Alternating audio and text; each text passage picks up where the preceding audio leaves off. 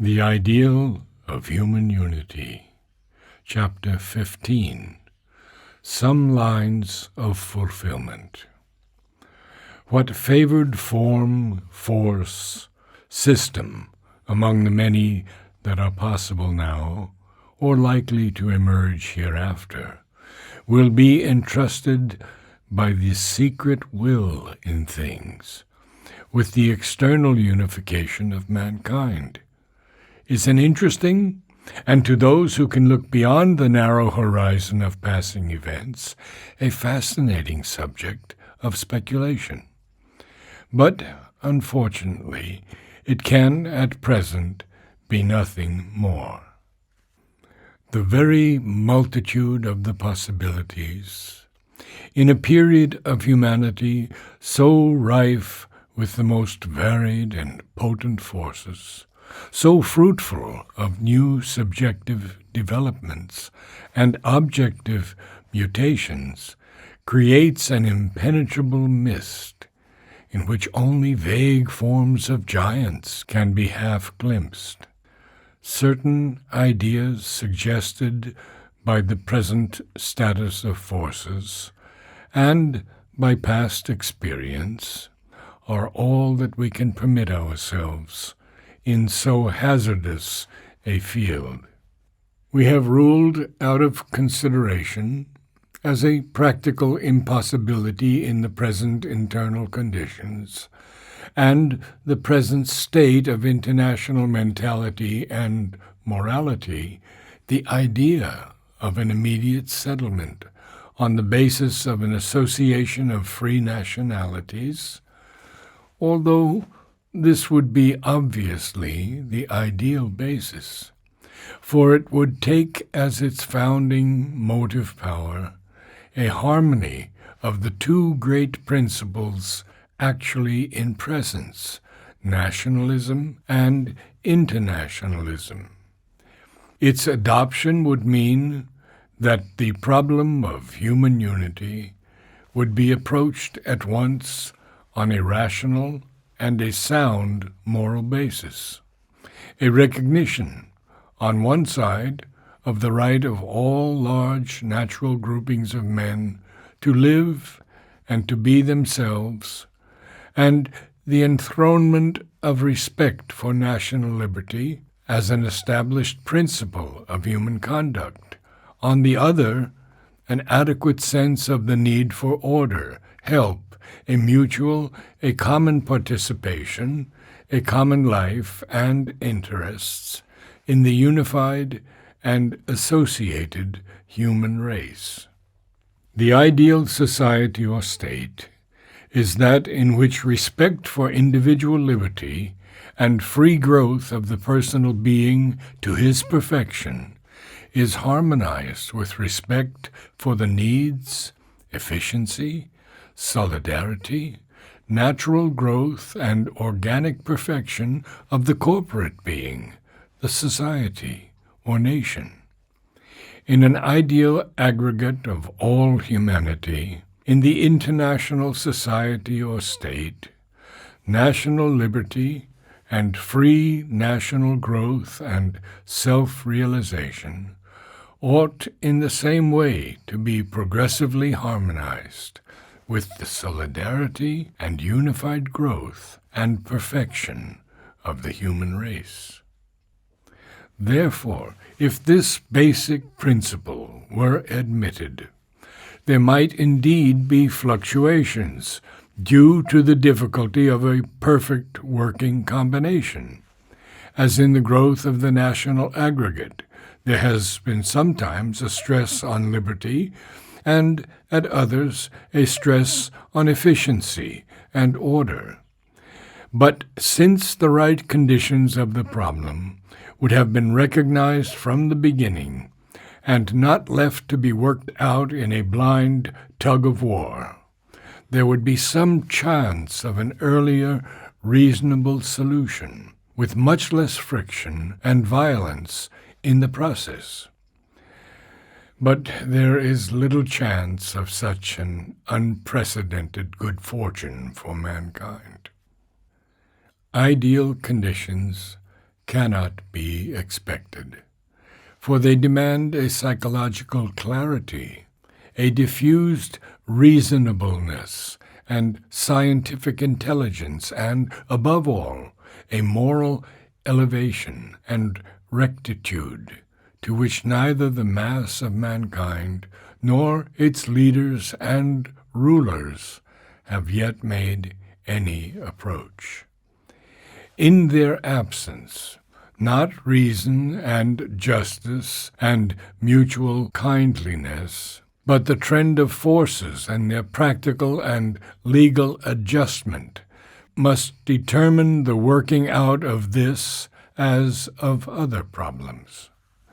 And just as the problem of the state and the individual has been troubled and obscured not only by the conflict between individual egoism and the corporate egoism of the society, but by the continual clash between intermediate powers, class strife, quarrels of church and state, kings and nobles, king and commons, aristocracy and demos, capitalist bourgeoisie and labor proletariat. This problem, too, of nation and international humanity is certain to be troubled by the claims of just such intermediate powers. To say nothing of commercial interests and combinations, cultural or racial sympathies, movements of pan-Islamism, pan-Slavism, pan-Germanism, pan-Anglo-Saxonism, with a possible pan-Americanism and pan-Mongolianism looming up in the future, to say nothing of yet other unborn monsters. There will always be the great intermediate factor of imperialism, that huge, armed, and dominant titan that must by its very nature demand its own satisfaction, at the cost of every suppressed or inconvenient national unit, and assert its own needs as prior to the needs of the newborn international comity. That satisfaction, presumably, it must have for a time. That demand it will be for long impossible to resist. At any rate, to ignore its claims or to imagine that they can be put aside with a spurt of the writer's pen is to build symmetrical castles on the golden sands of an impracticable idealism. Forces take the first place in actual effectuation. Moral principles, reason, justice, only so far as forces can be compelled or persuaded to admit them, or, as more often happens, use them as subservient aids or inspiring battle cries, a camouflage for their own interests. Ideas sometimes leap out as armed forces and break their way through the hedge of unideal powers.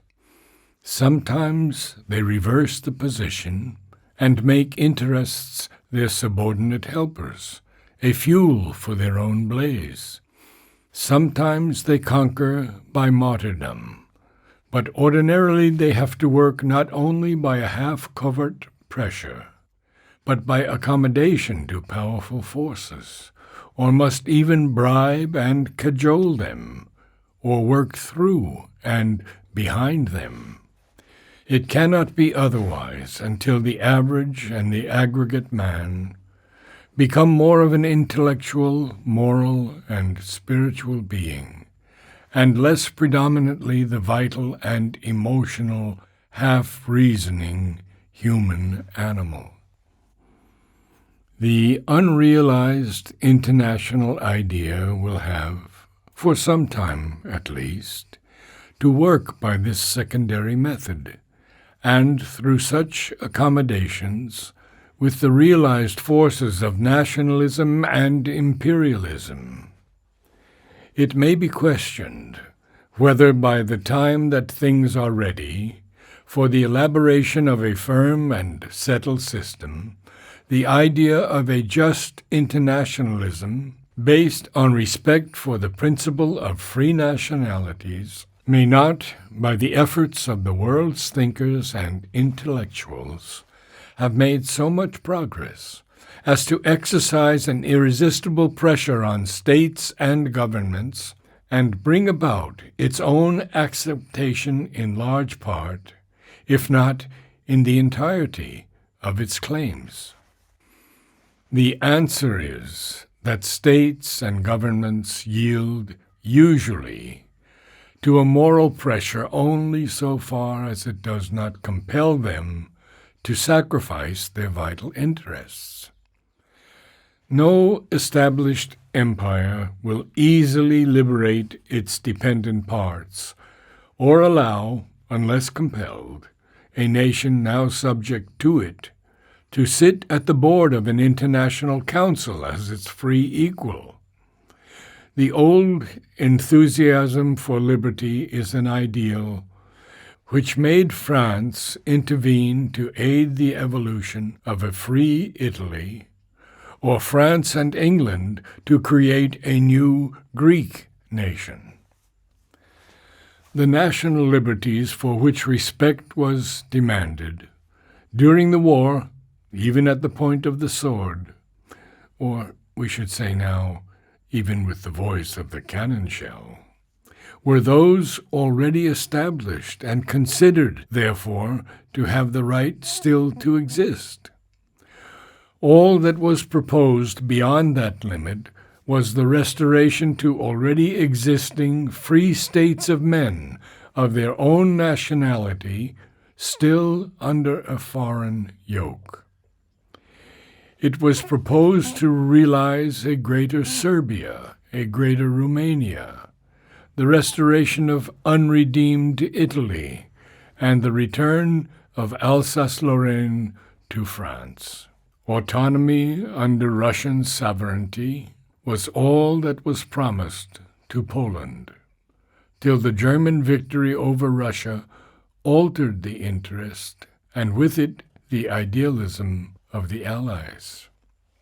Autonomy of a kind under an imperial sovereignty, or where that does not yet exist, under imperial protection or influence, are by many considered as more practical ideas now than the restoration of national freedom.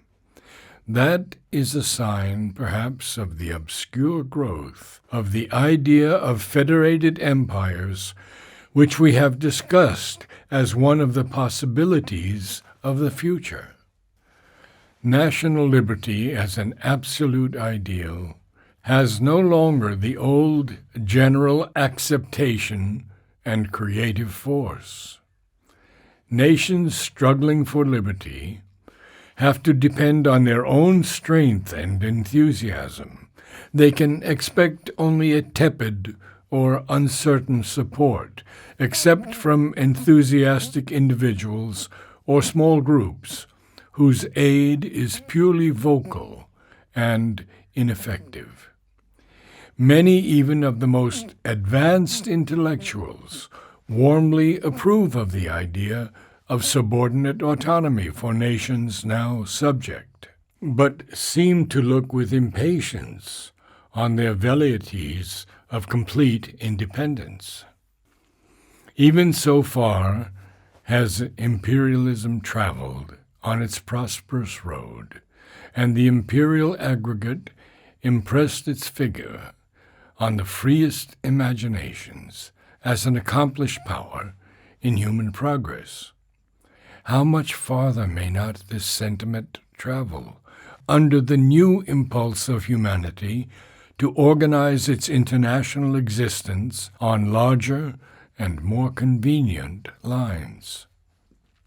It is even possible that the impatience openly expressed by the German in his imperial days against the continued existence of small nationalities, opposing their settled barrier of prescribed rights to large political and commercial combinations may, while softening its rigor, yet justify its claim in the future, may be accepted by the general sense of humanity, though in a less brutal, a less arrogant, and aggressively egoistic form. That is to say, there may grow up a stronger tendency in the political reason of mankind to desire, perhaps eventually to insist on the rearrangement of states in a system of large imperial combines, and not on the basis of a status quo of mixed empires and free nationalities. Footnote: if the ambitions of Italy, Germany, and Japan, and the fascist idea generally had triumphed, such an order of things might have eventuated. But even if this development does not take place, or does not effect itself in time, the actually existing free and non-imperial states will find themselves included indeed in whatever international council or other system may be established. But this inclusion is likely to be very much like the position of the small nobles in medieval times in relation to the great feudal princes, a position rather of vassals than of equals. The war brought into relief the fact that it is only the great powers that really count in the international scale. All others merely exist by sufferance, or by protection or by alliance.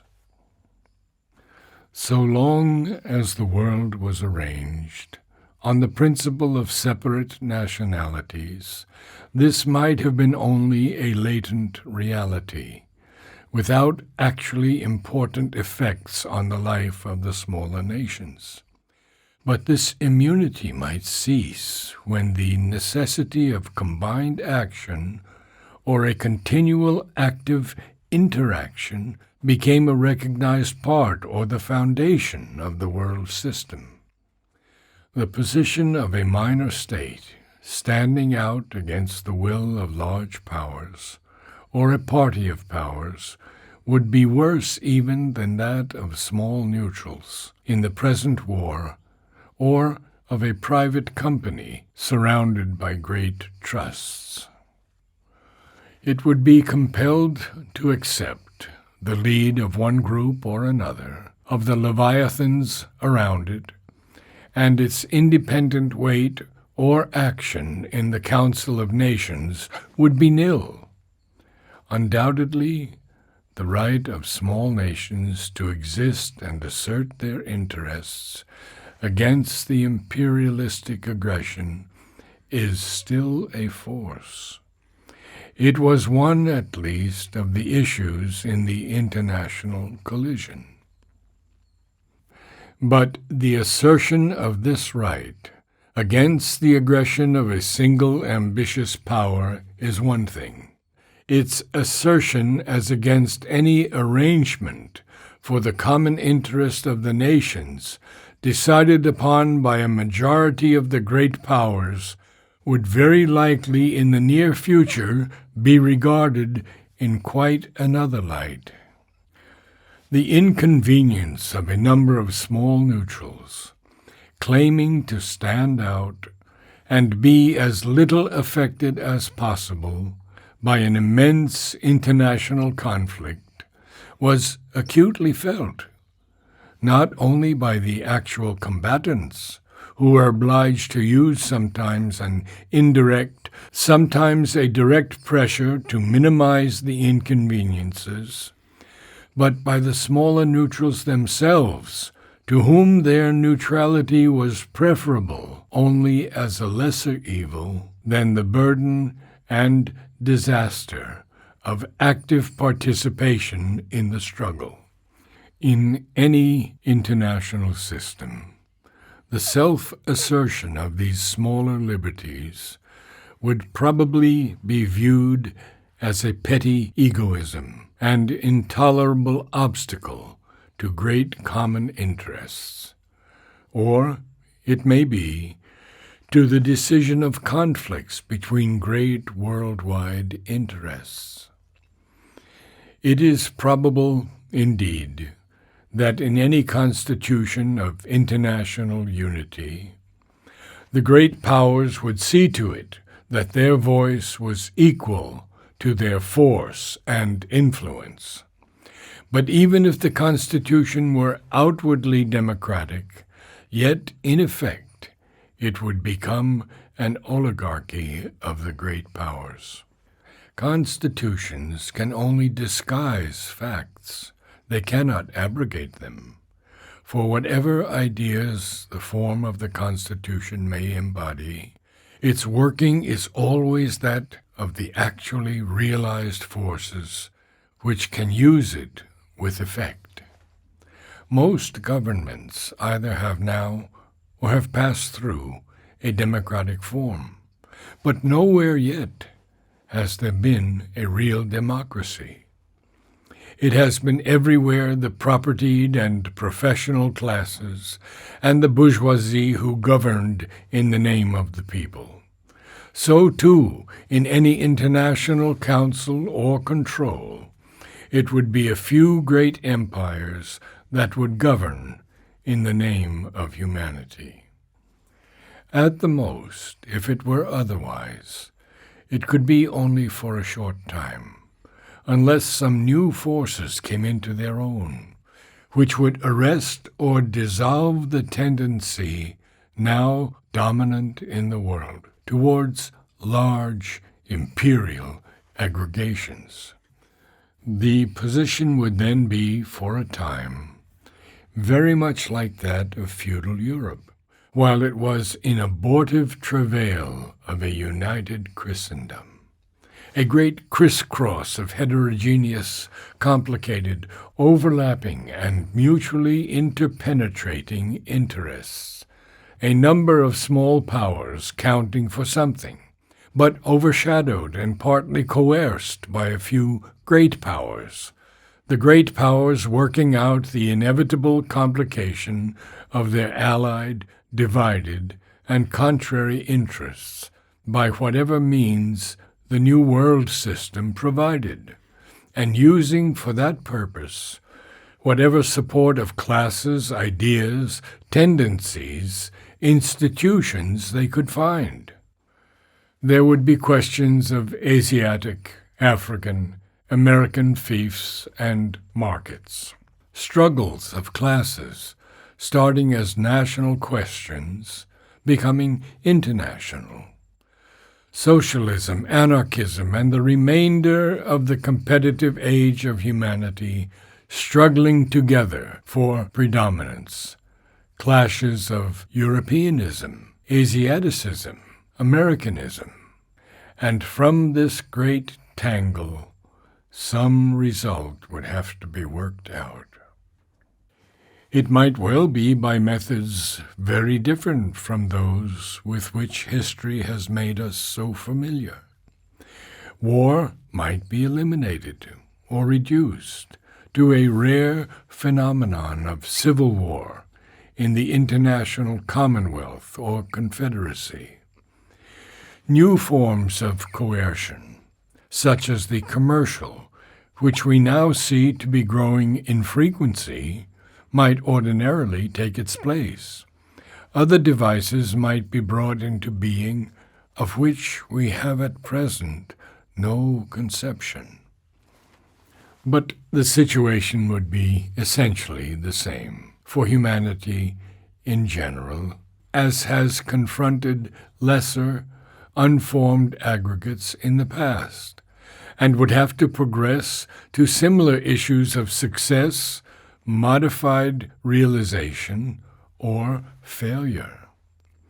The most natural simplification of the problem, though not one that looks now possible, would be the division of the world into a few imperial aggregates consisting partly of federal, partly of confederate commonwealths or empires.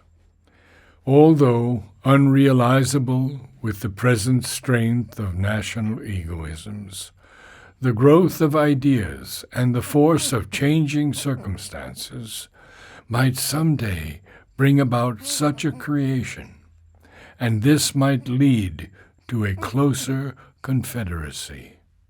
America seems to be turning dimly towards a better understanding between the increasing cosmopolitan United States and the Latin republics of Central and South America, which may in certain contingencies materialize itself into a confederate inter-American state. The idea of a confederate Teutonic Empire, if Germany and Austria had not been entirely broken by the result of the war, might well have realized itself in the near future. And even though they are now broken, it might still realize itself in a more distant future. Footnote: the Nazi Third Reich in Germany seemed for a time to be driving towards the realization of this possibility in another form, a German empire of Central Europe under a totalitarian hegemony. Similar aggregates may emerge in the Asiatic world. Such a distribution of mankind in large natural aggregates would have the advantage of simplifying a number of difficult world problems, and with the growth of peace, mutual understanding, and larger ideas might lead to a comparatively painless aggregation in a world state. Another possible solution is suggested by the precedent of the evolution of the nation type out of its first loose feudal form. As there, the continual clash of various forces and equipollent powers necessitated the emergence of one of them, at first only predominant among his equals, the feudal king, into the type of a centralized monarchy. So, conceivably, if the empires and nations of the world failed to arrive at a peaceful solution among themselves, if the class troubles, the intercommercial troubles, the conflict of various new ideas and tendencies resulted in a long confusion and turmoil and constant changing, there might emerge a king nation with the mission of evolving a real and settled out of a semi-chaotic or half-order. We have concluded that the military conquest of the world by a single nation is not possible, except under conditions which do not exist, and of which there is as yet no visible prospect.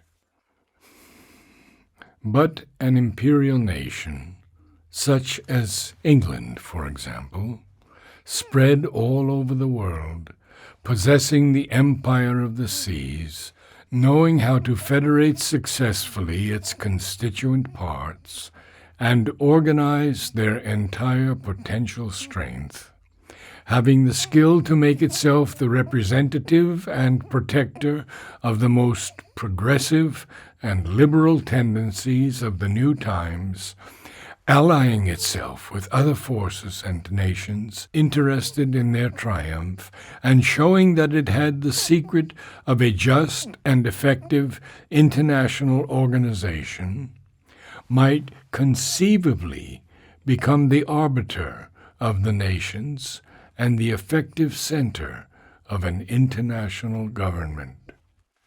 Such a possibility in any form is as yet extremely remote, but it could become, under new circumstances, a realizable possibility of the future. Conceivably, if the task of organizing the world proved too difficult, if no lasting agreement could be arrived at, or no firmly constituted legal authority created, the task might be undertaken not by a single empire, but by 2 or 3 great imperial powers, sufficiently near in interest and united in idea, to sink possible differences and jealousies, and strong enough to dominate or crush all resistance, and enforce some sort of effective international law and government. The process would then be a painful one, and might involve much brutality of moral and economic coercion. But if it commanded the prestige of success, and evolved some tolerable form of legality and justice, or even only of prosperous order, it might in the end conciliate a general moral support, and prove a starting point for freer and better forms. Yet another possibility that cannot be ignored is that the merely intergovernmental and political evolution, which alone we have considered, may be broken in upon by the long-threatened war of classes. Labor internationalism broke down, like every other form of internationalism, scientific, cultural, pacific, religious, under the fierce test of war, and during the great crisis, the struggle between labor and capital was suspended. It was then hoped that after the war, the spirit of unity, conciliation, and compromise would continue to reign, and the threatened conflict would be averted. Nothing in human nature or in history warranted any such confident trust in the hopes of the moment. The interclass conflict has long been threatening, like the European collision. The advent of the latter was preceded by large hopes of world peace, and attempts at European concert and treaties of arbitration, which would render war finally impossible. The hope of a concert between labor and capital, idyllically settling all their acute causes of conflict in amoebian stanzas of melodious compromise, for the sake of the higher national interests, is likely to be as treacherous and delusive. Even the socialization of governments and the increasing nationalization of industry will not remove the root cause of conflict.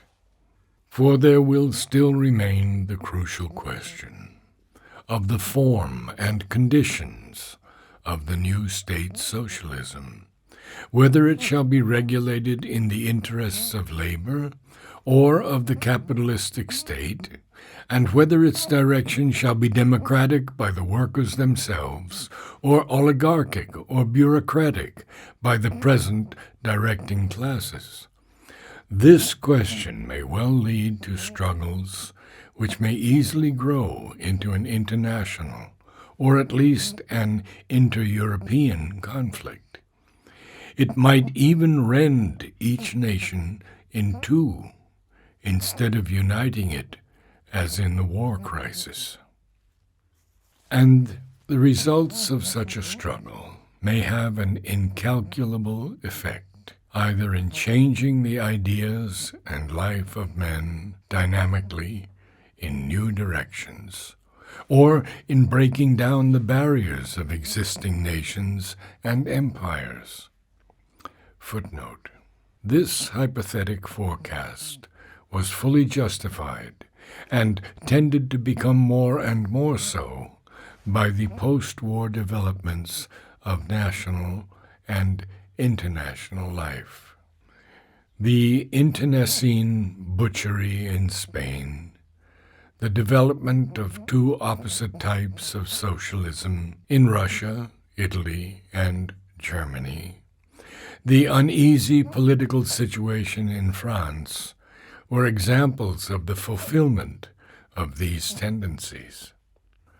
But this tendency has reached its acme in the emergence of communism, and it now seems probable that the future will belong to a struggle between communism and a surviving capitalistic industrialism in the New World, or even between communism and a more moderate system of social democracy in the two continents of the Old World. But generally speaking, speculations noted down in this chapter, at a time when the possibilities of the future were very different from what they are now, and all was in a flux and welter of dubious confusion, are out of date, since an even more stupendous conflict has intervened and swept the previous existing conditions out of existence. Nevertheless, some of them still survive and threaten the safe evolution of the new tentative world order, or indeed any future world order.